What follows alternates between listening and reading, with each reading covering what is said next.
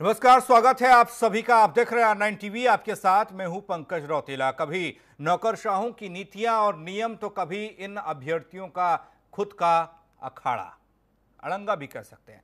उत्तर प्रदेश में भर्तियों का आलम यह है कि विज्ञापन के बाद ही ज्यादातर भर्तियां अदालत के आंगन में जाकर खड़ी हो जाती हैं। बीते 15 साल में ऐसी तमाम भर्तियां हैं जो अधर में अटकी हैं। 69,000 भर्ती पर भी काउंसलिंग से पहले तलवार लटक गई।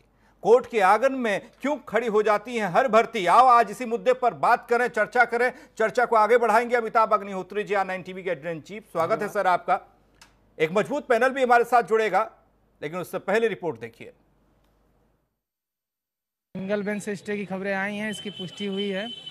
अब हम लोग चाहते हैं कि सरकार इसके खिलाफ डबल बेंच जाए और काउंसलिंग प्रोसेस पे कोई भी तरह का रोक न लगाए। अभी काउंसलिंग रोक गई है। हम लोग तो बहुत दूर से आए हुए हैं, उन्नाव से आए हुए हैं और असुविधा तो हुई है बहुत ज़्यादा। बाकी आगे हम यही चाहेंगे कि जल्द से जल्द इसका निस्तारण करते हुए प्रक्रिया को आगे बढ़ाया जाए। हम लोग यहाँ सुबह से परेशान हैं, 2-3 दिन से हम लोग अपने कागज़ बना रहे हैं, सारी व्यवस्थाएं कर रहे हैं और आज अचानक जाके पता लगता है कि भर्ती पे स्टे हो गया है, तो अचानक सारी आशाओं पे तुषारघात हो जाता है, कुठारघात हो जाता है। गलती किसकी यहाँ पे? ये सबको दिख रहा है कि पीएनपी ने गलत आंसर्स दिए हैं, अपने साक्ष्य वो बना नहीं पा रही, बचा नहीं पा रही है। एटलीस्ट पीएनपी को अपनी जिम्मेदारी समझनी चाहिए कि अगर उसने क्वेश्चंस बनाए तो उसके सॉलिड प्रूफ आंसर्स वो कम से कम दे दे गवर्नमेंट्स को कि वो अपना पक्ष बचा ले।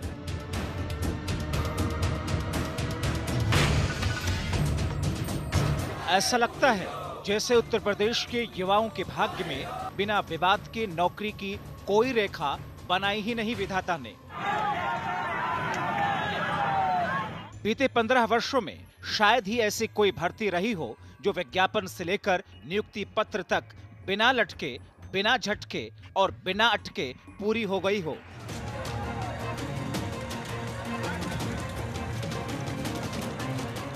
और अब ऐसा ही हुआ 69,000 सहायक शिक्षक भर्ती के साथ। इधर काउंसलिंग हो रही थी, उधर कोर्ट का ऑर्डर आ गया। हाई कोर्ट की लखनऊ बेंच ने भर्ती प्रक्रिया पर रोक लगा दी।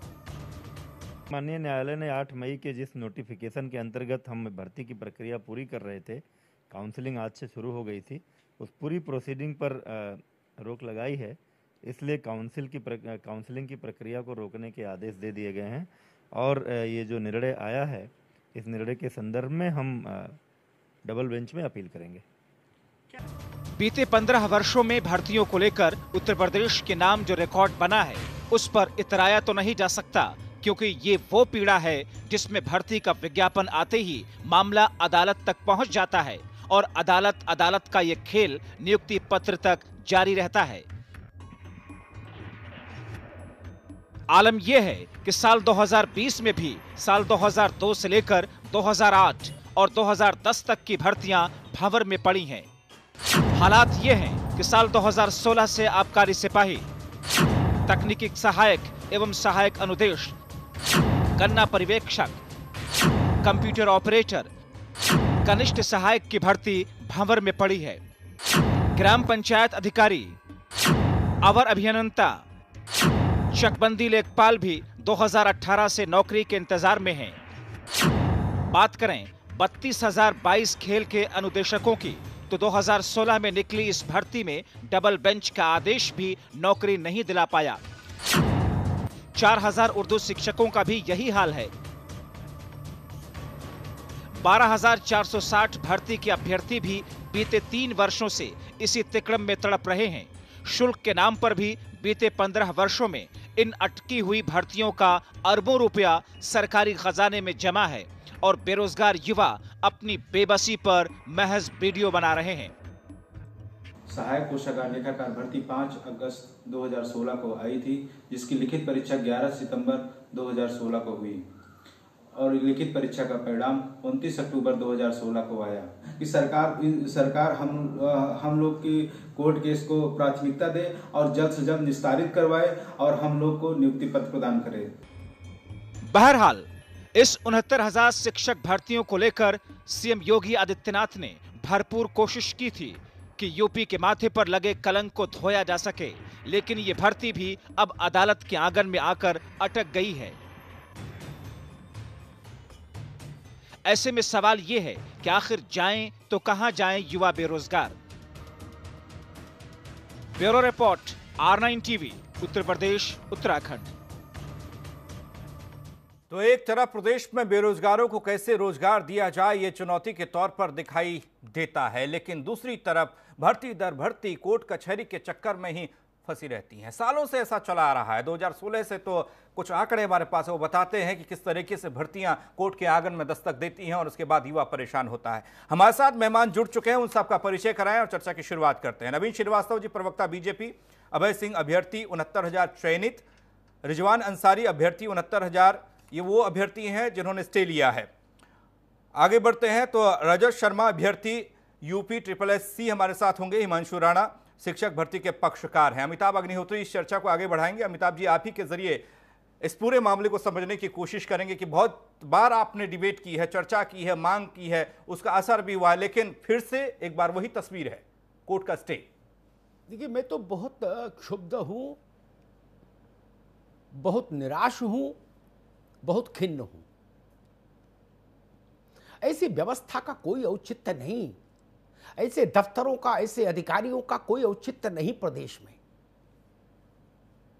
जो एक छोटी सी परीक्षा सही से ना करा पाए, इतनी पारदर्शी ढंग से ना करा पाए कि वो अदालतों के चक्कर में ना अटके, ना भटके, ना लटके। 2007 और 8 की भर्तियां उत्तर प्रदेश में अभी कबड्डी खेल रही हैं अदालतों में। कोई तमाशा की कोई लिमिट तय होगी कि नहीं होगी? आज मैं केवल 69,000 बच्चों की बात करने नहीं आया, मैं पूरी व्यवस्था की बात करने आया हूं। एक 72,800 अध्यापकों की भर्ती आई थी मायावती जी के समय में, फिर निरस्त हुई, फिर अखिलेश जी भी लाए। उसमें मुझे अभ्यर्थियों ने एक गणित जोड़कर भेजा, कहा सर 2 बार के उसका सब तकमीना लगाने के बाद 7 अरब रुपया सरकार के पास पहुंचा। 7 अरब, और भर्ती हुई नहीं। बताइए, ये तमाशा रुकेगा कि नहीं? मैं इस बहस के अंतिम चरण में जब बोलूंगा तब इस बात पर आऊंगा, अपने बच्चों से भी कुछ कहूंगा, क्योंकि हमारे उत्तर प्रदेश के बच्चे भी वॉर एट लॉ है। वो बेरोजगार जरूर है, लेकिन वो वॉर एट लॉ है। सुबह 7 बजे वो दैनिक जागरण में विज्ञापन देखते हैं भर्ती का, और 8 बजे वकील से कहते भाई रिट तैयार करो। वो भी महान है, वो भी महान है, लेकिन वो तो बच्चे हैं। बात समझ में आती है, उनकी उत्कंठा, उनकी व्यग्रता, उनकी हताशा समझ आती है। लेकिन ये जो बाबू एसी में बैठे हुए हैं, बुढ़ापा आ गया जिनका, यही कागज काले करते करते वो एक नियमावली तो नहीं बना पाते ठीक से। कहीं भारांक का चक्कर, कहीं गुणांक का चक्कर, कहीं मूलांक का चक्कर, कहीं प्राप्तांक का चक्कर, कहीं आरक्षण का चक्कर, कहीं हॉरिजेंटल आरक्षण, कहीं वर्टिकल आरक्षण। ये तमाशा हिंद बना दिया हर भर्ती को। 12 भर्तियां तो मुझे याद है जो फुटबॉल की तरह यत्र तत्र सर्वत्र डोल रही हैं, और लाखों लाख बच्चा उनमें हताश, निराश अवसाद में डूबा हुआ है।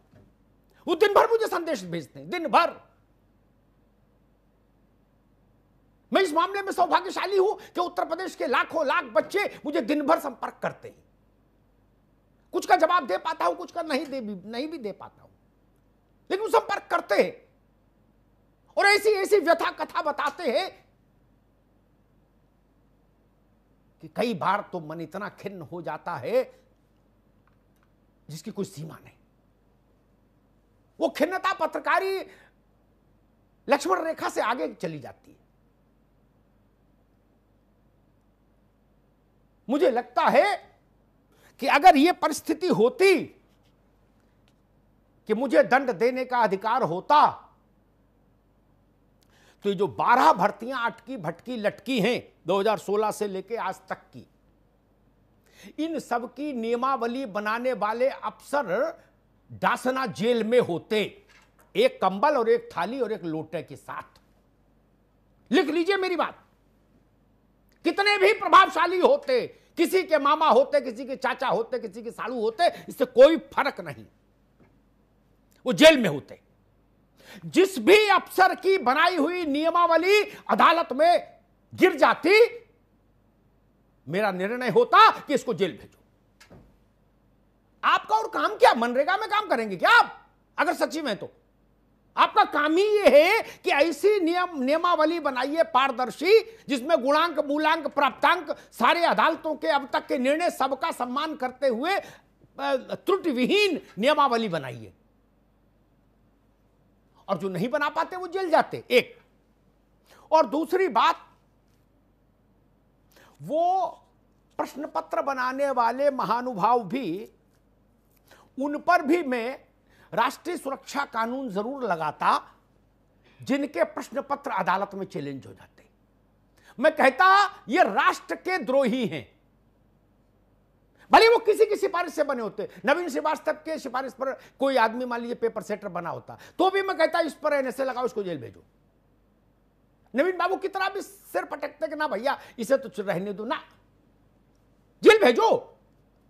जो आदमी 10 लाख 12 लाख बच्चों के भविष्य से खिलवाड़ का प्रथम दृष्टया अपराधी हो, वो जेल क्यों नहीं जाए?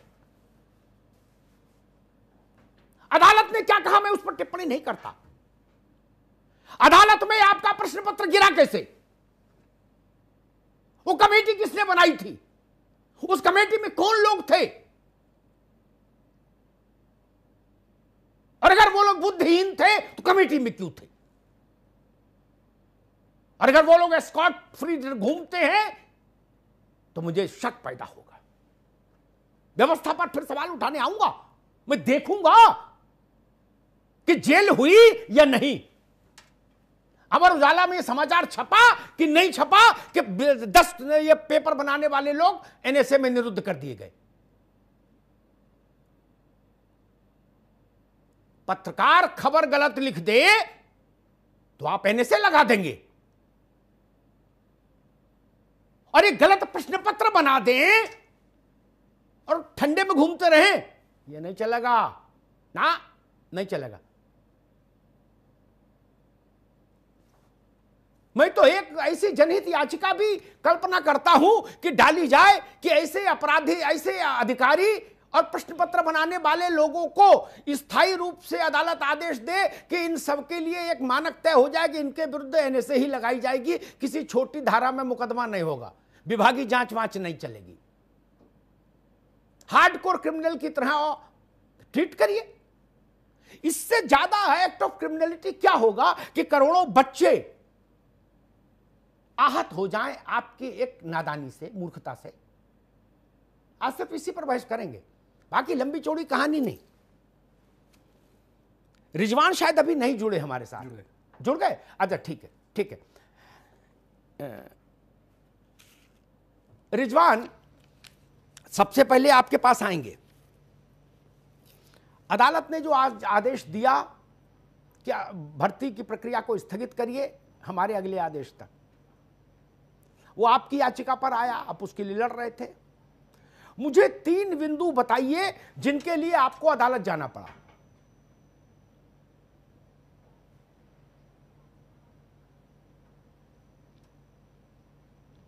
बिल्कुल, आज जो आदेश आया है, आज जो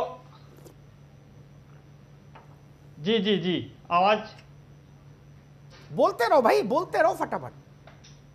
69,000 बहुप्रतीक्षित भर्ती है, 69,000 बहुप्रतीक्षित भर्ती है उत्तर प्रदेश सरकार की। और इसमें माननीय बेसिक शिक्षा मंत्री जी ने विभागीय अधिकारियों को पहले ही बोला था, हम लोगों की तरफ से आपत्ति की गई थी कि प्रश्न पत्र में कुछ कमियां हैं, कुछ खामियां हैं। माननीय मंत्री जी ने संज्ञान लिया था। माननीय मंत्री जी ने टीवी पे भी बोला था कि प्रश्न पत्र की खामियों को सुधार लिया जाए, लेकिन विभागीय अधिकारियों ने उसको संज्ञान नहीं लिया समय रहते। कोर्ट में जब जाना पड़ा, कोर्ट में जो चीजें गई तो कोर्ट ने भी बहुत मौका दिया। कोर्ट ने जब पाया कि एक्सपर्ट की कमेटी ही नहीं बनाई गई, कोर्ट ने एक बार काउंटर भी वापस कर दिया। काउंटर पुनः वापस आया और सेम वही काउंटर फिर से फाइल कर दिया गया जो परीक्षा नियामक प्राधिकारी कार्यालय है उनकी तरफ से। मजबूरन, चूंकि कोर्ट एक्सपर्ट बॉडी नहीं है, कोर्ट यह डिसाइड नहीं कर सकता कि कौन सा प्रश्न सही है, कौन सा प्रश्न गलत है। इसलिए कोर्ट को एक एक्सपर्ट बॉडी चाहिए थी, तो उन्होंने एक स्वतंत्र संस्था यूजीसी है उनको मैटर को भेज दिया, 10 दिन का समय दिया है। 10 तब तक के लिए प्रक्रिया को पूरी तरीके से स्थगित कर दिया गया, पूरी तरीके से स्टे कर दिया गया। इससे उन बच्चों का, जो बच्चा एक अंक से प्रभावित है, जो बच्चा एक अंक से फेल है और उसकी मेरिट अच्छी है, वो कहीं ना कहीं भर्ती के अंदर जाएगा। रिजवान, रुकना होगा बेटा। मसला केवल यही नहीं है रिजवान बाबू, एक अर्जी पर अदालत का मान लीजिए स्टे हट भी जाए और ये समस्या दूर भी कर ले सरकार, कहे वो प्रश्न हटा दिए, ये जो भी समाधान है कर दे, तो भी अभी मेरे व्हाट्सएप पर कम से कम 100 मुकदमों की सूची है इसी 69,000 को लेके। कोई कह रहा है एमसीआर नहीं है इसमें, कोई कह रहा पीसीआर नहीं है, कोई कह रहा गुणांक नहीं है, कोई कह रहा मूलांक नहीं है, कोई कह रहा प्राप्तांक नहीं है, कोई कह रहा पिताजी का नाम गलत छप गया, वो ठीक नहीं हुआ। तो वो लोग भी तो मुकदमा खेलेंगे ना, भर्ती हो कैसे जाएगी? मान लो तुम्हारा केस निपट भी जाए तो वो लोग भी तो जाएंगे कि इजल्ले इलाही हमारी भी सुनो। यही समस्या उत्तर प्रदेश की यही है, इसीलिए मैंने कहा उत्तर प्रदेश शापित है सरकारी भर्तियों के लिए, शापित शब्द का इस्तेमाल किया मैंने। अभय सिंह, अगर सरकार को अगर शिक्षा विभाग को अवसर दिया था हाई कोर्ट ने, और जैसा रिजवान कह रहे हैं अगर शिक्षा मंत्री ने अधिकारियों से कहा था कि गलती सुधार लो, तो फिर ऐसा क्यों नहीं हुआ? अगर ऐसा हो गया होता तो आज ये दिन नहीं देखना पड़ता बच्चों को। जी सर, क्या कहते हो भाई? बिल्कुल सर।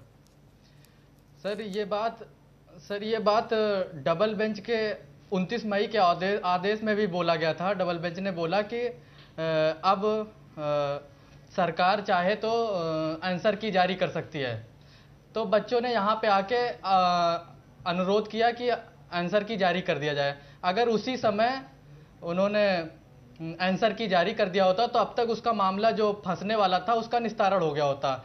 सभी को पता है कि इसमें क्वेश्चन गलत हैं, और ये बात सरकार के अधिवक्ता ने भी ऑर्डर में कबूल किया है कि कुछ प्रश्नों पे संशय है जिसमें 2-2 आंसर सही हो रहे हैं। ये सारी की सारी गलती जो है वो पीएनपी सचिव और बैठे हुए उच्च अधिकारियों की है, जिन्होंने अच्छी सी कोई कमेटी नहीं बनाई, जिन्होंने इसका संज्ञान नहीं लिया, जो भी उनके मन में आया वो करते चले गए।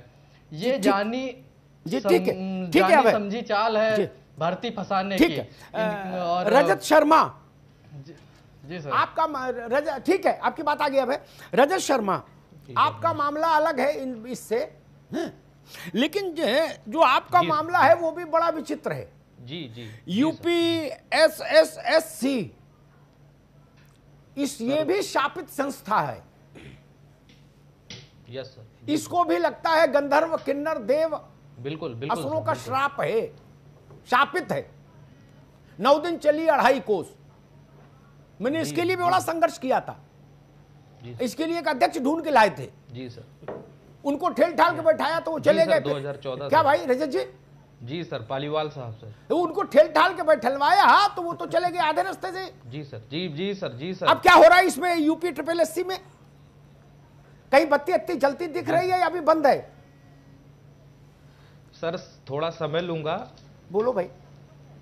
सर मैं थोड़ा समय लूंगा आपका। पूरे प्रदेश में हर भर्ती समय ले रही है, तो फिर आपको क्या दिक्कत है? मामला 1 या 2 भर्तियों में नहीं होगा। हाँ। सर जी सर 2 मिनट आपका चाहूंगा सर। जी बोलो बेटा। सर उत्तर प्रदेश अधीनस्थ सेवा चयन आयोग 2014 से भर्ती करता है, 16 में भर्तियां रुक जाती है, नई सरकार आती है, भर्तियां पचड़ में फंस जाती है, बच्चे कॉन्टिन्यूअसली प्रोटेस्ट करते हैं, प्रोटेस्ट करते करते 2018 हो जाता है, आयोग फिर से बहाल होता है। आयोग की बहाली के बाद कुछ भर्तियां जो पुरानी थी वो होती है, कुछ भर्तियां नहीं होती है, कुछ भर्तियों का तो सर नाम तक नहीं लिया जाता है, जैसे आबकारी सिपाही 9/2016, आशुलिपिक स्टेनो 27/2016, जूनियर इंजीनियर 28/2016, कनिष्ठ सहायक 2017, special backlog, AGTA agriculture TA sir, और cane supervisor 2, video VPO 2018, tourism information officer, combined technical assistant 2016, sir इतनी भर्तियां हैं कि मैं गिनाने बैठूंगा तो सर 1 घंटे का डिबेट भी कम पड़ जाएगा मुझे सर। भाई। और सर मैं जिसका नाम नहीं लूंगा उन बच्चों को ये दुख होगा कि मेरा नाम, मेरी भर्ती का नाम टेलीविजन पे आपने या हमारा प्रतिनिधित्व आपने ठीक से नहीं किया। मैं सबसे पहले सर ये कहना चाहूंगा सर कि आयोग बिल्कुल सुस्त बैठा हुआ है। पालीवाल साहब जब थे तो आयोग बहुत सुस्त चाल से चल रहा था, लेकिन जब से प्रवीण कुमार जी ने सरकार भर संभाला है तब तो लगता है आयोग में ताला ही लग चुका है। सहायक लेखाकार कोषागार का यह मामला है सर, कोर्ट में भी उनका कह चुके हैं 540 अभ्यर्थी दर दर भटक रहे हैं, उनका कुछ नहीं हो पाया है। आबकारी सिपाही का यह मामला है सर कि सब कुछ हो चुका है, रिटर्न एग्जाम हो चुका है, सब कुछ हो चुका है, फिजिकल के लिए रिजल्ट निकालना है, उसमें ये कह देते हैं विधिक परामर्श के अधीन है भर्ती, अभी कुछ नहीं किया जा सकता। इसी प्रकार सर कुछ के तो रिटर्न तक नहीं करा पा रही है, आयोग के पास पैसा नहीं है, समय नहीं है, यह समझ नहीं आता, या वहां के कर्मचारी अधिकारी क्या कर रहे हैं ये समझ में नहीं आया आज तक कि वो करना क्या चाहते हैं बच्चों के साथ और क्या हो रहा है सर पूरे प्रदेश में। सर कंप्यूटर ऑपरेटर सर, आबकारी सिपाही, मंडी परिषद, सहायक लेखाकार, केंद्र सुपरवाइजर, ऐसी कुल मिला के सर 24 से 28 भर्तियां उत्तर प्रदेश अधीनस्थ सेवा चयन आयोग में अभी तक पेंडिंग पड़ी हुई है सर, जिसका कोई निराकरण हो ही नहीं पाया है सर। मैं बार बार कहूंगा सर ये 1 घंटे का डिबेट भी कम पड़ जाएगा अगर मैं भर्तियों के बारे में पूर्ण रूप से आपसे व्यथा बयान करूंगा। तो प्रदेश का युवा बिलबिला रहा है सर कि वो करे क्या, एक एग्जाम कंडक्ट नहीं करा पा रही है सरकार, या 2400 घंटे चर्चा करनी होगी तब जाके सारी भर्तियों पर चर्चा हो पाएगी उत्तर प्रदेश की। हिमांशु राणा, यस सर, 69,000 या मसला ये आबकारी सिपाही, ये तकनीकी सहायक, अनुदेशक, गन्ना पर्यवेक्षक की बात नहीं। मैं इस बात से हैरान हूं, मैंने देश भर के सारे राज्यों का अध्ययन किया, सरकारी नौकरियों को, सब जगह नौकरी निकलती है। कहीं कभी कोई गाहे बगाए कोई ऐसा अवसर आया हो किसी राज्य में कोई भर्ती अदालत में चली गई हो, है? Yes sir. लेकिन उत्तर प्रदेश में मैं देखता हूं शायद ही ऐसा कोई अवसर, जब से मैंने इस विषय को उठाना शुरू किया, लगभग 10 साल हो गए, 15 साल मुझे इस इशू को उठाते हुए, तब से शायद ही कोई ऐसी भाग्यशाली सौभाग्यशाली भर्ती आई हो जो अदालतों में फुटबॉल की तरह न उछाली गई हो। Yes sir. मूल समस्या बच्चों में है, ये मुकदमेबाज हो गए, या सरकारी अधिकारियों में है? सर सबसे पहले इसकी मूल समस्या तो जो है वो हमारी फ्लॉट डेमोक्रेसी है, कंटिन्यूटी नहीं है उसमें। अभी आपने बोला था कि वो मायावती की गवर्नमेंट में जो है वो एडवर्टीजमेंट निकला है, उसके बाद आपने बोला अखिलेश टाइम में भर्ती चली, और आप देखिए कि मेरे को खुद नियुक्ति पत्र उस दिन मिला है जिस दिन 11 मार्च 2017 को भाजपा की गवर्नमेंट बनी है। कब से लड़ता आ रहा था मैं। दूसरी बात सर ये आती है सर, ब्यूरोक्रेट्स को समझ ही नहीं आता है, ये मुद्दा मैं आपसे कई बार बोल चुका हूं, जब तक इन लोगों पर हम लोग मतलब कि जो ये मतलब कहने का मतलब जब तक गवर्नमेंट इन पर शिकंजा नहीं कसेगी तब तक कैसे हो जाएगा। बताइए, आप कमेटी बनाई है, वो कमेटी आप ये देखिए सुप्रीम कोर्ट ऑर्डर कर चुका है, भर्ती की बिल्कुल प्रक्रिया चालू हो चुकी है, ये नहीं पता कि क्वेश्चन के आंसर क्या है। आप खुद छोटा सा प्रश्न मैंने उसमें देखा था कि संविधान सभा के पहले अध्यक्ष कौन थे। अब ना तो उन्होंने प्रोटेम स्पीकर पूछा ना वैसे स्पीकर पूछा, तो वो तो सच्चिदानंद सिन्हा ही थे जो कि 9 दिसंबर 1946 को बने थे, बाद में वो 11 दिसंबर 1946 को चेंज होकर जो है राजेंद्र प्रसाद बन गए थे। तो ये तो अगर ये बात एक जनरल बच्चे को पता है तो फिर हम लोग को पता है, तो फिर ये एक्सपर्ट पैनल है किस लिए। बहुत एक तरीके से देखा जाए बहुत शर्मनाक ऑर्डर है कि यूजीसी को रिकमेंडेशन किया गया है कि न्यू दिल्ली में कि भी आप लोग इस मैटर को सॉल्व करिए। अब क्या है कि बच्चे जो काउंसलिंग कराने के लिए गए थे, वैसे ही इतना बड़ा पेंडेमिक चल रहा है, इतनी परेशानियां इतनी दिक्कतें हो रही हैं, तो अब आप खुद बताइए कि अब वे लोग क्या करें। सब लोग तैयार बैठे थे, सब लोगों के अंदर एक खुशी का माहौल था। और मैं सही बताऊं कि सुप्रीम कोर्ट के ऑर्डर के बाद इतनी तेजी से भर्ती मैं भी नहीं समझ पा रहा था कि क्यों हो रही है। पर ठीक है जो है निकल गया वो निकल गया। बेस्ट पार्ट इस भर्ती का ये था।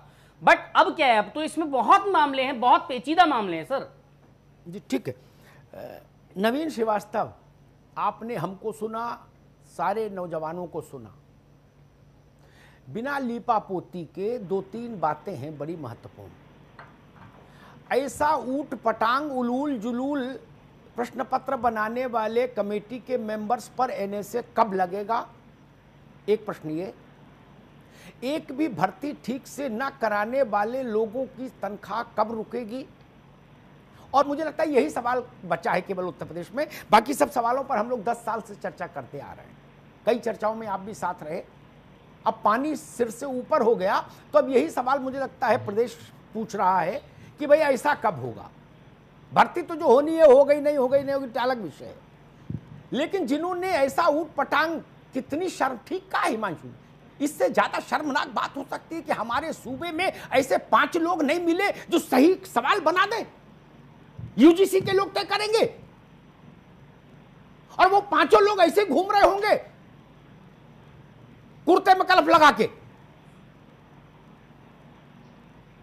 ये कौन लोग हैं, ये जेल कब जाएंगे? नवीन भाई। देखिए, मैं परीक्षार्थी रहा हूं और मैं परीक्षार्थियों की इस पीड़ा को, इस समस्या को बहुत अच्छे तरीके से समझ रहा हूं। मैं आज कोई राजनीतिक चर्चा करने नहीं, और आपने ये कोई राजनीतिक चर्चा भी नहीं रखी है, क्योंकि सूबे में हमारी सरकार है, हमारी पार्टी की सरकार है, तो प्रश्नों का जवाब मुझसे पूछा जाएगा और हम क्या करेंगे ये भी पूछा जाना चाहिए। मैं बिना किसी लीपापोती के कह रहा हूँ। देखिए अमिताभ भाई, आपने पिछले 15 वर्षों से बहुत सारी भर्तियों के लिए डिबेट की और लड़ाई लड़ी, अनथक लड़ाई लड़ी।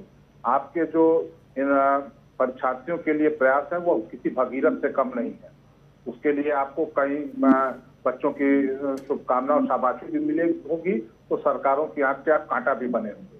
लेकिन आज का जो ये निर्णय आया है, मैं एक चीज कहना चाहूंगा कि अमिताभ भाई, उत्तर प्रदेश में 2017 में माननीय योगी आदित्यनाथ जी के नेतृत्व की जब सरकार बनी, तो हमारे जो प्रमुख एजेंडे थे उसमें कानून व्यवस्था, भ्रष्टाचार के साथ साथ भर्तियों में पूर्णतया पारदर्शिता। कितने पद रिक्त हैं आपको पता है? नहीं हिमांशु, अभी नहीं आप सुन लीजिए जरा। नहीं हिमांशु, अभी नहीं कितने पद रिक्त हैं हिमांशु राणा, नहीं मेरी बहस का तरीका नहीं है। नहीं, योग्यतम जी आप बोलिए नवीन जी। योग्यतम परीक्षार्थियों का चयन हो, किसी उच्च न्यायालय को यह आदेश देना न पड़े कि सारे भर्ती आयोग एक जाति विशेष के भर्ती आयोग बन गए हैं, या भर्तियां हो जाए, बच्चों की शादी विवाह हो जाए, उसके आधार पर फिर कोर्ट फैसला करे और उनकी पूरी भर्ती को निरस्त करके उनको सड़क पर ले दे। हम ऐसी व्यवस्था नहीं चाहते थे। इसलिए चाहे आयोग में चयन करने का अध्यक्ष का हो, चाहे सब प्रक्रिया में एक समय लगा। उत्तर प्रदेश में चाहे सिपाहियों की भर्ती हो, सब इंस्पेक्टर, बहुत सारी भर्तियां हमने पूर्णतया पारदर्शिता के साथ की भी। अब जो मुख्य आपने प्रश्न पूछा है, मैं आपसे सहमत हूँ कि कहीं न कहीं जिन लोगों की कमियों की वजह से इस प्रकार की समस्याएं आ रही हैं, उनकी अकाउंटेबिलिटी फिक्स होनी चाहिए। और हम लोग प्रयास करेंगे कि जिनकी कमियों की वजह से, वो चाहे जानबूझ के की हुई लापरवाही हो, चाहे लापरवाही हो, उनकी अकाउंटेबिलिटी हमारी सरकार फिक्स करने का काम करेगी, ताकि इस प्रकार से कभी भविष्य में बच्चों की परीक्षाओं में, बच्चों के भविष्य के साथ कोई खिलवाड़ न हो, उनकी परीक्षाएं समय पर हो, सही समय पर उनके पारदर्शी तरीके से चयन हो। और अभी आज जो माननीय उच्च न्यायालय का फैसला आया है, उसका अध्ययन करके हमारी सरकार अभी डबल बेंच में जाएगी। हमने प्रयास किया था कि सर्वोच्च न्यायालय से परिणाम आ गए, जब सर्वोच्च न्यायालय से परिणाम आ गए तो इसकी कोरोना एपिडेमिक काल में भी हमारे ये था कि शीघ्र से शीघ्र भर्ती की जाए, ताकि कुछ तो अच्छी चीजें हों। जो परेशानी पूरा देश प्रदेश झेल रहा है तो बच्चों के साथ वो हो। लेकिन आज के इस निर्णय पर हमारी सरकार सबकी अपेक्षा के अनुरूप इसको डबल बेंच में करेंगे, और हम इससे शीघ्र से शीघ्र इसका परिणाम भाई जो है काउंसलिंग करके इसको अंतिम रूप देंगे। नवीन बाबू, एक चीज है, रिजवान अभी आएंगे आपके पास, अभी रुक जाइए। एक बार मेरा, अरे रुक जाओ भाई रिजवान अंसारी, मेरा तजुर्बा ये कहता है जी, एक बार स्लिप होने के बाद भर्ती उत्तर प्रदेश में फिर पकड़ में नहीं आई, सरकारों के कार्यकाल खत्म हो गए दोस्त। डबल बेंच ठीक है, साल भर, साल 1.5 साल डबल बेंच खेलेगी खुद, उसके बाद फिर कोई खड़ा होगा, XYZ नाम का व्यक्ति मान लीजिए, और वो सुप्रीम कोर्ट जाएगा, तो भर्ती तो हो गई, इसमें आधे ओवर एज हो जाएंगे, उत्तर प्रदेश में नया चुनाव हो जाएगा तब तक। ऐसे चलेगा क्या मामला नवीन जी? नहीं, निश्चित रूप से अमिताभ जी, ऐसा हम नहीं होने देना चाहते हैं, लेकिन हमारी दोनों प्राथमिकताएं हैं। हमारी प्राथमिकता यह है कि पारदर्शी तरीके से भी हो और शीघ्र हो, ताकि हम अपनी आवश्यकता के अनुसार।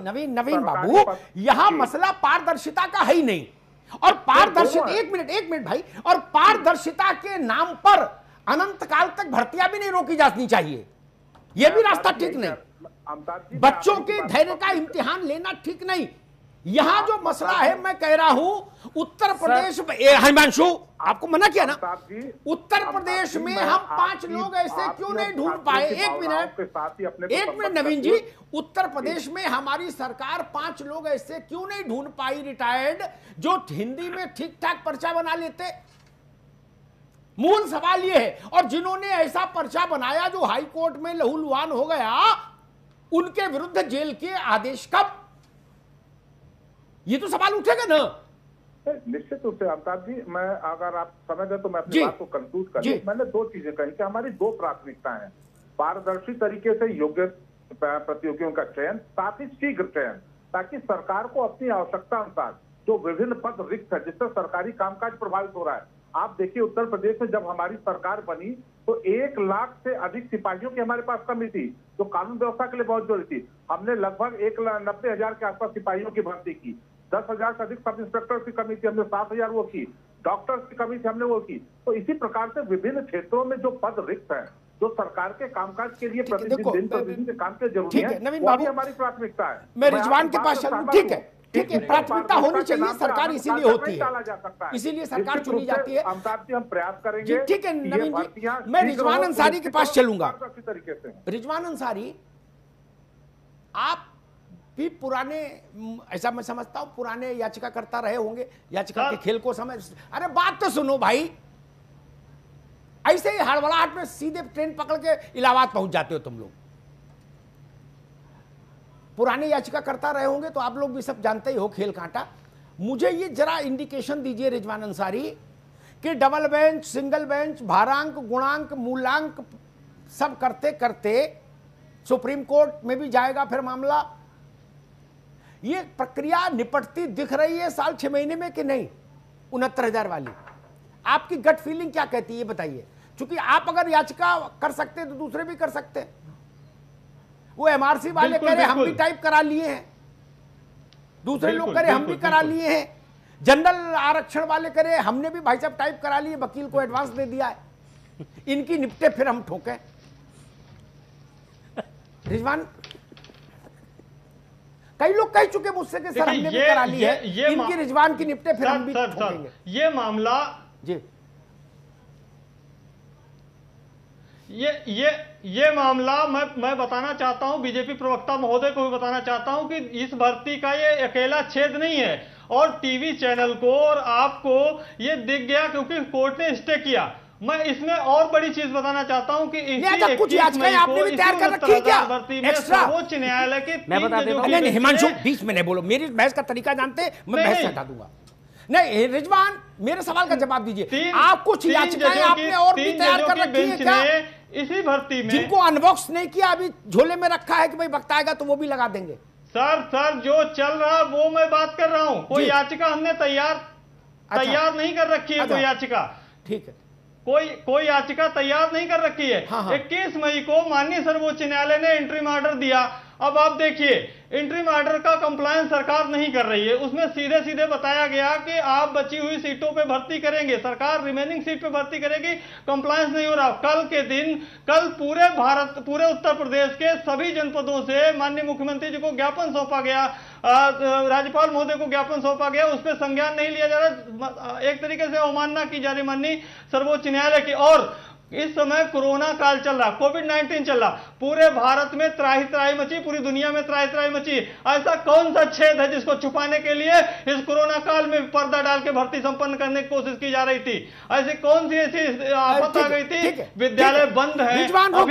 अब आपको क्या लगता है, जो बात मैंने रिजवान से पूछी थी वही आपसे पूछ रहा हूं। अब ये भर्ती साल 6 महीने, साल भर, 2 साल भाजपा की सरकार के कार्यकाल में पूरी हो सकती है, या अन्य भर्तियों की तरह भैंस गई पानी में? क्या लगता है, आपकी गट फीलिंग क्या है, उतना बताओ। सर बिल्कुल पूरी हो सकती है अगर जो अधिकारियों के द्वारा किए गए त्रुटि हैं वो सारे के सारे सुधार कर दिए जाएं तो वो जरूर पूरी हो जाएगी। आप लोग तो ऐसा जवाब देते हो। अभी मैं 100 भर्ती गिना दूं कि अगर ये हो जाता तो वो हो जाती, अगर ये हो जाता तो वो हो जाती, लेकिन यहां अगर ही तो नहीं होता बेटा, यहां अगर ही तो नहीं होता। मैं तो बिना गूगल 100 भर्ती गिना दूं जिनमें अगर ये हो जाता तो वो हो जाती, मगर वो नहीं होता तो हो जाती। मैं वही तो कह रहा हूं सर जी। सर यही तो दिक्कत है, अधिकारियों की गलतियों का खामियाजा हम लोगों को भुगतना पड़ रहा है। हम लोग एग्जामिनेशन फीस भरते हैं 600 रुपए, जिसका जिसका जिसका जिसका एक एक पैसा लोगों को जाता है, अधिकारियों को वेतन मिलता है। सर एक क्वेश्चन पेपर वो ठीक से सेट नहीं कर पाते हैं, इसके लिए कौन जिम्मेदार है? सरकार बोलती है कि ये भर्ती हमारी फर्स्ट प्रेफरेंस में है, उसके बाद भी ये 1.5 साल से लटकी हुई है। फर्स्ट प्रेफरेंस में है तो उन अधिकारियों के ऊपर इनको कार्रवाई करनी चाहिए और इसको पूरा करना चाहिए। ठीक है, बोलने से सर कुछ नहीं होता है। और रिजवान भाई ने अभी एक बात बोली कि सुप्रीम कोर्ट से जो ऑर्डर आया है उसका कंटेम्प्ट हो रहा है सरकार के द्वारा। तो ऑर्डर में सर बिल्कुल साफ साफ लिखा है कि वहां पे कोई भी भर्ती के ऊपर स्टे नहीं है। और जिस बात को लेके ये बोल रहे हैं कि वहां पे रिक्त जो वो वैकेंसी है शिक्षा मित्रों की, उनको रोक के भर्ती किया जाए, तो उसमें साफ साफ ऑर्डर में लिखा है कि जो भी असिस्टेंट टीचर हैं, शिक्षा मित्र, उनकी वैकेंसी रोकी जाए। लेकिन सुप्रीम कोर्ट ने सभी शिक्षा मित्रों को असिस्टेंट टीचर पद से हटा दिया था। ठीक है भाई, तो सर रुकना होगा अभी। आप सर एक सेकंड सर, बस पूरा कर रहे हैं। नहीं आगे बात खत्म हो गई। बात रजत शर्मा, बस एक लाइन ना आगे बात। रजत शर्मा, यूपी SSSC, जी सर जी, इसका चेहरा भी स्याह है, धुआं धुआं। जी सर, ये धुआं हटने की कोई उम्मीद दिख रही है? मुझे पूरी डिटेल मत समझाना, सिर्फ अपनी गट फीलिंग बताओ, तुम्हारी आत्मा क्या कहती है? कुछ धुआं हटने का, धुंध हटने का लक्षण दिख रहा है यूपी SSSC के दफ्तर में या नहीं? मेरी आत्मा कहती है सर, चेयरमैन साहब जो हमारे हैं, सचिव साहब महोदय जो हमारे हैं, जब तक वो कार्य प्रणाली सुधारेंगे नहीं तब तक मेरी गट फीलिंग क्या सर, प्रदेश के हर युवा की गट फीलिंग कह रही है कि ये अधर में अटका हुआ है आयोग और ये गत में चलता चला जाएगा, इसका कोई अंत नहीं है सर। गट फीलिंग के आपने पूछा, गट फीलिंग तो सर मेरी ये कह रही है कि आयोग इसी प्रकार से काम करता रहेगा और इनकी कार्य प्रणाली में कोई रचनात्मक सुधारात्मक ढांचा अभी तक ये अपना नहीं पाए। जिस प्रकार से किस तरीके पेपर कराना चाहिए, कैलेंडर जारी करते हैं, कैलेंडर का कोई मतलब नहीं होता, कभी रिक्त पद छोड़ देंगे, कैलेंडर बोले थे हर 3 महीने 2 महीने में आ जाएगा, कैलेंडर आता है नहीं आता है कुछ पता ही नहीं होता आयोग को किस हिसाब से क्या करना चाहते हैं, ना सचिव साहब जानते हैं और नए चेयरमैन साहब जो आए प्रवीण कुमार जी, वो ये समझ लें कि ये बोर्ड ऑफ रेवेन्यू नहीं है, ये अधीनस्थ सेवा चयन आयोग है। यहाँ की कार्य प्रणाली दूसरे प्रकार की है, इनको उस हिसाब से बच्चों को ध्यान में रखते हुए कार्य प्रणाली बनानी चाहिए। अच्छा, इसके लिए अफसर कहां से लाएं? मतलब अमेरिका वगैरह से बात करें, बेसिक शिक्षा और SSSC, इसके लिए बेसिक शिक्षा परिषद में बाबू वगैरह तैनात करने के लिए और SSSC में बाबू चपरासी तैनात करने के लिए अमेरिका से ब्यूरोक्रेट्स हायर करें, क्या करें? रजत सर, ब्यूरोक्रेट्स हायर करने की बात नहीं होती, सरकार की नियमावली ठीक से नोटिफिकेशन को क्लियर कट, पहली चीज तो पब्लिक डोमेन में रखना चाहिए।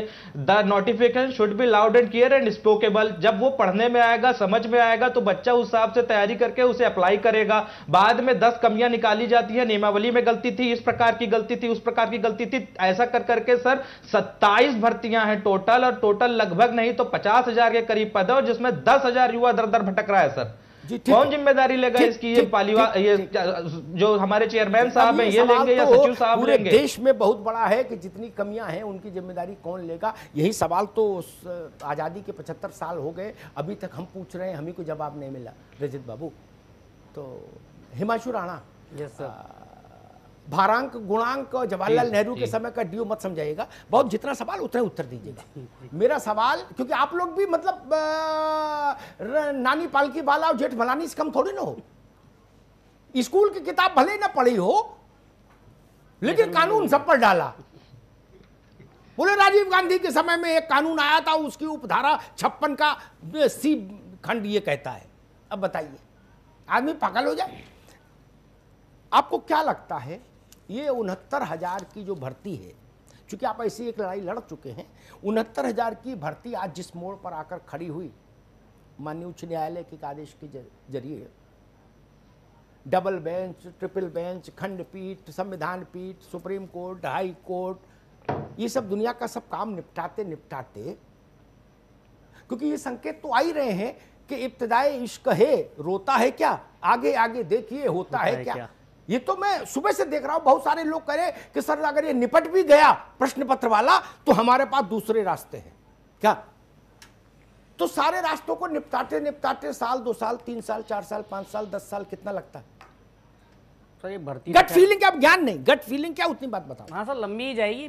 गट फीलिंग के इसमें 1 साल 2 साल क्या कहा जाए, लेकिन लंबी ही जाती दिख रही है। तो यहाँ पे गवर्नमेंट और ब्यूरोक्रेट्स को सोचना चाहिए करना क्या है। लड़के तो करेंगे सर, वो तो आपने कह दिया कि हाँ कि भाई वो तो करू पांडे वो तो लेकर बैठे हैं सुबह सुबह, बट क्या है कि अब करना पड़ेगा गवर्नमेंट को। अब बोल रहे डबल बेंच जाएंगे, डबल बेंच क्या जाना है, सुप्रीम कोर्ट जाइए ना सीधे, सुप्रीम कोर्ट से कहिए आपने ऑर्डर दिया था भर्ती का, हम कर रहे थे, इस तरीके से हुआ, वहां पे सारे प्रश्न ही डिलीट कर दीजिए, कॉमन मार्क्स कर दीजिए सबके, बिहार में जैसे हुआ था। सुप्रीम कोर्ट ने ऑर्डर नहीं दिया है, सुप्रीम कोर्ट ने कहा कि रिमेनिंग सीट पे आपको देना है। अरे sir sir sir sir Rizwan भाई रहने दो, सब पता है ऑर्डर क्या है, सब पता है ऑर्डर क्या है। पूरी भर्ती वैकेंसी को फिल करने के लिए बोला है, इस बात को मत बोलिए आप, कोई पद रिजर्व नहीं करें आपके, गलत इसको इंटरप्रेट मत करिए। कोई पद मेरे भाई कोई पद जो है रिजर्व करने के लिए नहीं बोला है, और आप उसके लिए जो है एक एप्लीकेशन डाल भी रहे थे, मुझे पता है, मेरे संज्ञान में सारा मामला है। आप एक बार ऑर्डर पे हम पढ़ चुके हैं ऑर्डर, आप एक बार पढ़ लीजिए, आप पढ़िए ना एक बार। कोई पद रिजर्व नहीं है, पूरी वैकेंसी भर के लाने के लिए बोला है। मैं भी पढ़ चुका हूँ, कोई नहीं, मैं भी पढ़ चुका हूँ, ठीक है, तो फिर आप पढ़ के अपना देखिए, खैर जो भी है, दैट्स अ पार्ट में सर की बात का जवाब देता हूँ। उसमें असिस्टेंट टीचर आपस में मत करो यार, जो सर की बात का है मुहूर्त देखी उसको वैसे भगवान दिख रहे हैं। तो सर सीधी सी बात यह है कि यहाँ पर सरकार भगवान दिख रहे हैं। मेरा सीधा सा कहना है, भारतीय जनता पार्टी के प्रवक्ता महोदय थे, अभी आप भारतीय जनता पार्टी और मैं अमिताभ अग्निहोत्री से भी कहूंगा, इस समय पूरा भारत कोविड-19 में चल रहा है, क्या जरूरत पड़ी है, क्या ऐसी आफत आन पड़ी है, ठीक है, ठीक है, कौन सी चीज है जिसे छुपाया जा रहा है। मैं नवीन श्रीवास्तव के पास चलूंगा, क्या तकलीफ है? नवीन श्रीवास्तव, अगर भर्ती हो रही है तो रिजवान अंसारी जी आप बताइए आपको क्या तकलीफ है, आप क्यों उंगली उठा रहे हैं सरकार के ऊपर? दिक्कत नहीं है हमें, तो फिर आप बार बार पूरा ऑर्डर भी पड़ गया है, इनकी डायरेक्शन एप्लीकेशन तक तैयार है, आपको दिक्कत है ना, इनकी डायरेक्शन एप्लीकेशन तक तैयार है, पूछिए, सिंगल बेंच की बात नहीं कर रहा हूं मैं, आप सुप्रीम कोर्ट के ऑर्डर के खिलाफ डायरेक्शन एप्लीकेशन लेकर जा रहे थे, नहीं जा रहे थे, नाम बताओ किसके नाम से दिया? Not allow, I will not allow, Rizwan I will not allow. रुकिए, ये हाई कोर्ट नहीं है मित्र, ये हाई कोर्ट नहीं, आई विल नॉट अलाउ। जो अपने मन क्या होगा उसका कंप्लायंस, ये ना हजरतगंज है ना हाई कोर्ट है, माफ करिए। पहली बात आप, अरे रुकिए भाई, ये पहली बात, रुकिए, सुनते नहीं क्या? ये बेसिक शिक्षा परिषद के ऑफिस में करो जाके, या नहीं? ये भाषण भूषण देना, वहां जाओ बेसिक शिक्षा अधिकारी क्या, वहां दो जाके। नवीन श्रीवास्तव, मेरा मूल प्रश्न फिर वही आकर खड़ा होता है, कौन लोग मुकदमेबाज हैं नहीं है, उनको स्वतंत्रता है संविधान के तहत मुकदमेबाजी की, करने दीजिए। व्यवस्था इतनी चुस्त दुरुस्त और पारदर्शी क्यों नहीं होती परीक्षा कराने की कि मुकदमे का स्कोप ही नहीं हो? स्पेसिफिक सवाल है, स्पेसिफिक उत्तर चाहिए मुझे।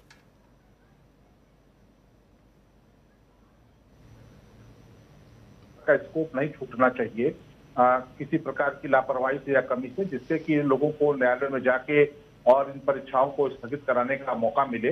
लेकिन अमिताभ जी, चूंकि बहुत ईमानदारी से आज मैं चर्चा आपसे कराई, मैं करना चाहता हूं, हमारे देश के संविधान में भी मैं न्यायपालिका के प्रति पूरा अपना सम्मान व्यक्त करते हुए मैं कहना चाहता हूं कि हमारी न्याय व्यवस्था में और हमारे कानूनों में भी इतनी प्रकार की विसंगतियां हैं कि कहीं न कहीं इतने प्रकार के छिद्र हैं कि उसका लाभ लोग जायज नाजायज दोनों प्रकार से लेते हैं। लेकिन हमको यह प्रयास करना है कि भविष्य में जो भी परीक्षाएं हो वह इस प्रकार से हो कि इस प्रकार के छोटे मोटे विषयों पर न्यायालय का स्थगन या ये सारी प्रक्रिया ना हो और शीघ्र चयन हो। अभी हमारे एक जो हमारे छात्र थे बोल रहे थे कि आपको आखिर जल्दी क्या मची थी इस कोरोना कोविड महामारी में इस प्रकार की भर्ती को। सवाल इस बात का है कि एक तरफ तो आप कहते हो कि सारी चीजों को जल्दी करिए, और अब जब कोरोना में लॉकडाउन में अनलॉकडाउन शुरू हो गया, राज्य में आवागमन शुरू हो गया, सारी दैनिक जीवन शैली शुरू हो चुकी है, तो सरकार की प्रायोरिटी थी कि न्यायालय में इतने दिन फंसा रहा है। ठीक बात है, होनी भी चाहिए। इसका कोविड से क्या, कोविड के चलते क्या पूरा देश हाथ में हाथ रख के बैठा जाएगा? 69,000 बच्चों को नौकरी मिलती, इससे अच्छी बात क्या थी? आरोप है। दूसरी एक चीज मैं कहना चाहूंगा अमिताभ जी, बहुत गंभीरता से मैं आपके साथ कई बार डिबेट में शामिल हुआ हूं, लेकिन जो हमारे ये प्रतियोगी भाई है, चाहे प्राथमिक शिक्षक हो चाहे वो शिक्षा मित्र हो, कहीं ना कहीं इनके अंदर आपस में ही मतैक्य नहीं है।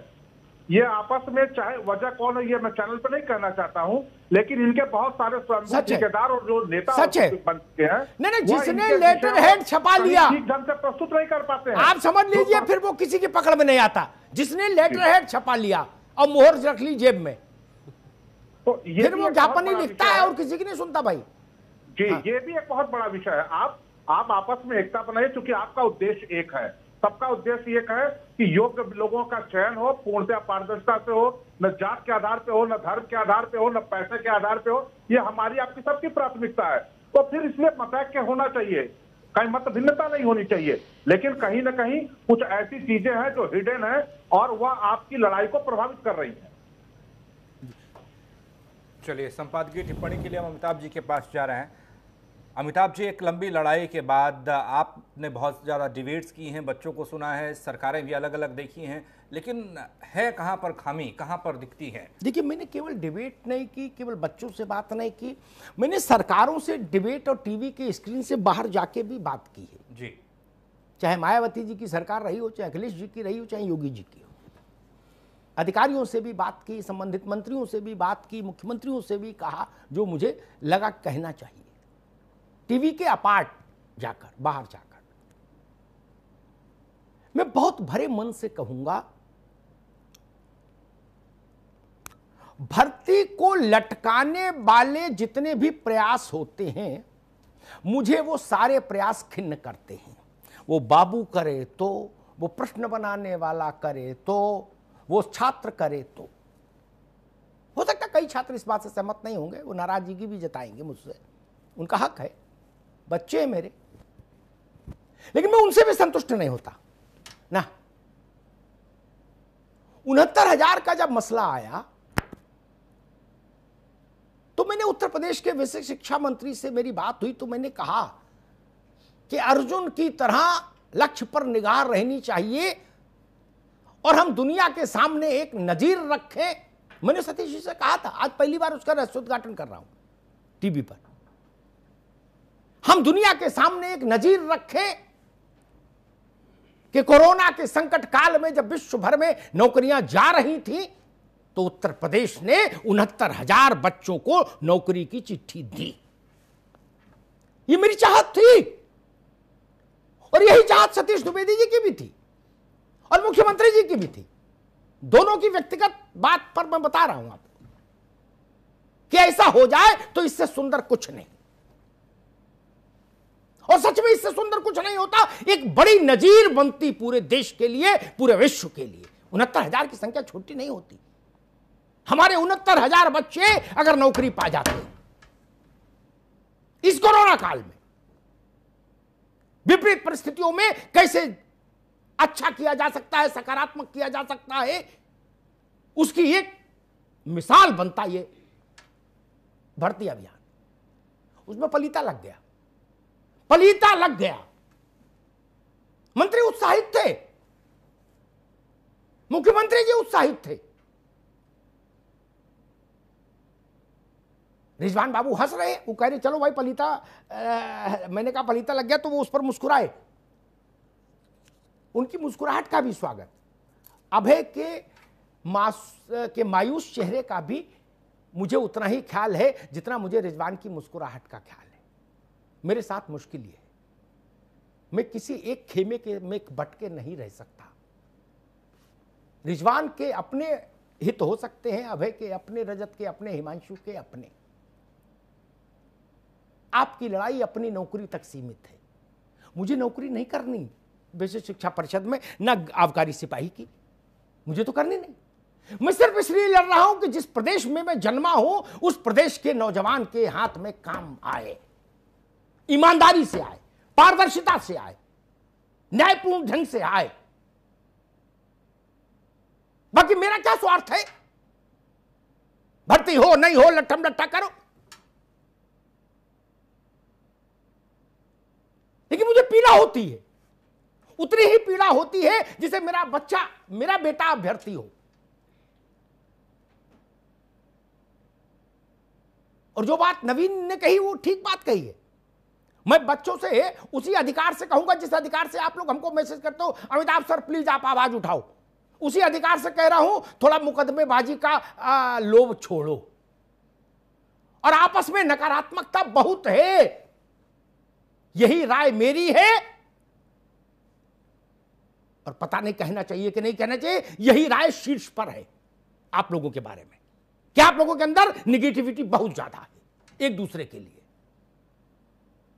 हर के झोले में दूसरे के खिलाफ 25 किलो कागज है। क्या जवाहरलाल नेहरू के समय से लेकर आज तक के सारे कोर्ट के फैसले, आपका काम क्या है? आप वकालत करना चाहते हैं? नहीं ना। और एक दो तीन बातें मैं नवीन जी से कहूंगा, मैं चाहूंगा कि ये बातें सरकार तक जाएं। एक तो नवीन बाबू, पैसा किसी का नहीं होता, ना पार्टी का, ना सरकार का, ना किसी का। पैसा होता है टैक्स पेयर का। आप दिमाग में लिख लेना मित्र, ये बातें पहुंचा जरूर देना। पिछले 10 वर्षों में सरकारी भर्ती के मद में कितने अरब खरब रुपए सरकार को आए, उसका एक श्वेत पत्र जारी होना चाहिए। एक दशक में मेरे गरीब नागरिकों ने कहीं खेत बेचकर, कहीं बैल बेचकर, कहीं पायल बेचकर, कहीं खड़ुआ बिछुआ बेचकर जो भर्ती के ड्राफ्ट लगाए हैं, उसका मुझे हिसाब चाहिए। एक श्वेत पत्र बनवाइए। कोविड में भी और कोई काम भी नहीं हो रहा, सारे बाबू खाली बैठे, बनवाइए श्वेत पत्र और जारी कराइए। मेरी गति एक सी ही रहती है। मैं यही बात विजय बहुगुणा को बोलकर आया था जब उत्तराखंड में आपदा आई थी कि आपदा में कितना पैसा आया उसका एक श्वेत पत्र जारी करिए, और वही बात यहां बोल रहा हूं। मैं समझू तो 72,000 में 7 अरब आया, तो बाकी में कितना आया, टोटल कितना हुआ। एक दूसरा, पानी सर से ऊपर गुजर गया। मैं मुख्यमंत्री जी से निवेदन करूंगा, आपके सदप्रयासों को जो लोग पलीता लगा रहे हैं माननीय मुख्यमंत्री जी, और वो आपके मातहत भी हैं, मुलाजिम हैं उत्तर प्रदेश सरकार के, ऐसे लोगों को बिना समय गवाए डासना जेल में प्रस्थान कराइए। इससे कम पर सुधार नहीं होगा, मेरी बात लिख लीजिए। वो किसी के मौसा हो, किसी के फूफा हो, इससे मतलब नहीं।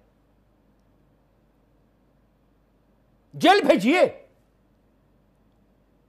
हम आपको SSSC में बनाए, लाकर तनख्वाह दें, सदस्य बनाए, चेयरमैन बनाए, सचिव और लोग बनाए, बाबू भर्ती करें, और आप लोग वहां कैरम खेलेंगे। निजी क्षेत्र की तरह टास्क दीजिए, करें तो ठीक, नहीं करें तो तनख्वाह रोक लीजिए, पेंशन रोक लीजिए, और उससे भी नहीं सुधरे तो जेल भेजिए। और नवीन बाबू एक बात कहूं, पढ़े लिखे को हाथ कंगन को आरसी क्या, पढ़े लिखे को फारसी क्या। संघ लोक सेवा आयोग 1000 किस्म की भर्ती करता है देश में, 1000 किसी कलेक्टर कप्तान के अलावा, ISPCS के। आपने कभी ऐसा सुना उसमें? वो भी यही सब काम करते हैं, काउंसलिंग, परीक्षा, प्रश्न पत्र, सेंटर अलॉट करते हैं ना। तरीका तो एक ही है। यही क्यों जूतों में दाल बट रही है? संघ लोक सेवा आयोग का पैटर्न क्यों नहीं लागू होता है उत्तर प्रदेश में? वहां के कुछ अधिकारियों को डेपुटेशन पर लाइए और उनसे कहिए कि हमारे पूरे प्रदेश का ढांचा बदलो। क्या ये गलत बात है? नहीं तो मुझे बता दीजिए, संघ लोक सेवा आयोग की किसी भर्ती में बवाल हुआ हो, लठ चला हो, गोली चली हो, अदालतों में खींचातानी हुई हो। मेरे बच्चे जब अदालतों में जाते हैं, मैं कहना नहीं चाहता था, लेकिन नवीन जी, इतने बड़े बड़े वकील इन बच्चों ने हायर किए हैं, हाई कोर्ट, सुप्रीम कोर्ट में, खास तौर पर। ये लड़ाई आज की नहीं, मैं 15 साल से बता रहा हूं। खेत बिक गए उसी वकील की मेहनताना देते देते। वो भारत के सबसे महंगे वकील रहे। ये बच्चे इसके लिए हैं, ये तो कमाते नहीं ना। ये बाप का खेत बेचकर आते हैं, मां का मोतियाबिंद का ऑपरेशन टल जाता है, बहन की शादी रुक जाती है। पता है, तब जाके एक बाप इस उम्मीद में होता है कि चलो अब शायद कुछ रास्ता निकल आए, बच्चे को नौकरी मिल जाए। यह पाप गौहत्या के समान है। और जिन भी नौकरशाहों ने किया है उनको क्या दंड मिलता है, यही कसौटी होगी जी। और दूसरी बात, जिन्होंने पर्चा बनाया, इस बात को मैं 4 बार बोल चुका हूं, आखिरी बार फिर बोल रहा हूं, जिन्होंने पर्चा बनाया, ऐसा पर्चा जो हाई कोर्ट में जमीन के बल औंधे मुंह गिरा जाकर, उनकी जेल यात्रा होनी चाहिए। और मैं नवीन जी से कहूंगा कि उत्तर प्रदेश सरकार के प्रवक्ता उनकी जेल यात्रा की सूचना सार्वजनिक भी करें कि आज प्रदेश के लिए खुशखबरी है, ऐसे 5 लोग जेल भेज दिए गए। छोटा मजाक है क्या? 4 लाख लोगों, बच्चों के साथ ये खिलवाड़ कर दिया। ये पाप है, ये गाय के मांस खाने जैसा पाप है। धन्यवाद। नवीन श्रीवास्तव जी, अभय, रिजवान, रजत शर्मा, हिमांशु, बहुत बहुत शुक्रिया। अमिताभ जी, आपका भी इस चर्चा के लिए, क्योंकि ये चर्चा इसलिए महत्वपूर्ण कि युवाओं का भरोसा जीतना भी बहुत लाजमी है, लेकिन भर्ती दर भर्ती जिस तरीके से उत्तर प्रदेश में कोर्ट कचहरी के चक्कर लगे, पढ़ने लिखने के बाद, दिन रात परीक्षा की तैयारी करने के बाद, डंडे खाने के बाद सड़क में, और क्या आया युवाओं के हिस्से, बेरोजगारों के हिस्से, सिर्फ इतना भर ही। और ऐसे में ये लड़ाई कोर्ट कचहरी में जाकर रुक जाती है, भर्तियां लटक जाती हैं। ऐसा कब तक चलेगा मालूम नहीं। इस खास कार्यक्रम में फिलहाल इतना ही। बाकी खबरों के लिए बने रहिए R9 TV के साथ, सिर्फ खबर के लिए।